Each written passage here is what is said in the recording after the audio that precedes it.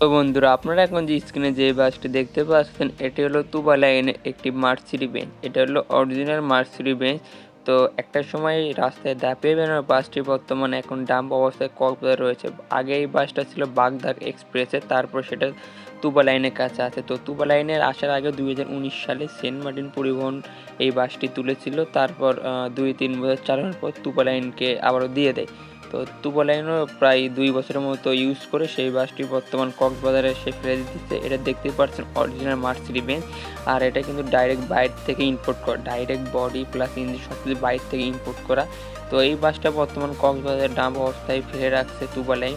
তো আশা করা যায় বাসটি আপনাদের এবং আমাদের মাঝে আবারও ফিরে আসলে পারে, কারণ এটা শিওর না যে এই বাসটি আবারও চলার মতো অবস্থা আছে কিনা। তো এই বাসটি বর্তমান কক্সবাজার একটা পাহাড়ের উপরে একটা গ্যারেজ আছে, সেখানে এই বাসটি বর্তমান ডাম্প অবস্থায় রাখছে।